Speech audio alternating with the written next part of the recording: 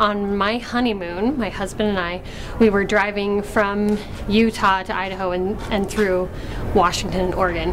While we were coming through Oregon, we were going over this mountain pass, and we were in this insane Lincoln Continental that was my husband's grandparents, that used to be super cool but was now possessed, because instead of, like, the lights were supposed to dim when they were bright and a car was coming, it would do the opposite and it'd flash everybody, and we'd go around a really sharp curve, and when they would the lights would catch the reflection of the sign, they would dim. So we're going around these sharp curves on this mountain pass, and the lights are going whatever, insane car.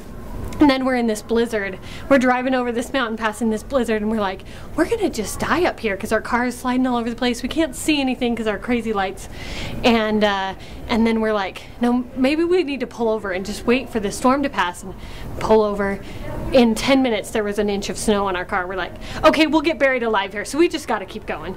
So we keep going, we get down, and we end up in Bend, Oregon. And I was like, let's just go to bed. So we stop at this hotel, and they only had one room open, and it was this suite, and it was going to be like way too much money. I'm like, no, we can find somewhere else.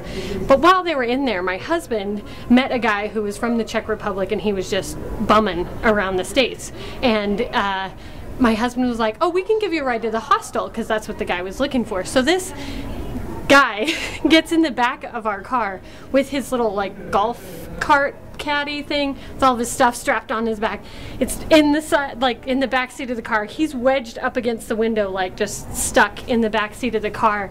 And we're driving around Bend trying to find this hostel, and we are completely lost. We drove around for 2 hours. Finally got pulled over by a cop who was like, you have a headlight out. And then he's like, who's this guy? Like, what are you doing? Let me see your ID or whatever. I couldn't find mine. It was in the trunk somewhere with all of our stuff, and the cop was finally like, it's okay, you know, it's 2 o'clock in the morning now. I'm just gonna show you where the hostel is, and then you guys just need to go to bed. So I was like, fine, whatever. And this guy in the back seat was telling us all kinds of crazy stories, but then he just kind of fell asleep and was like, I'm in a nice warm place, whatever. So we finally found the hostel.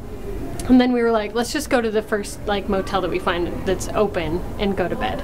So we find this random little motel. We get in the room, and I'm like, okay, let's just go to bed.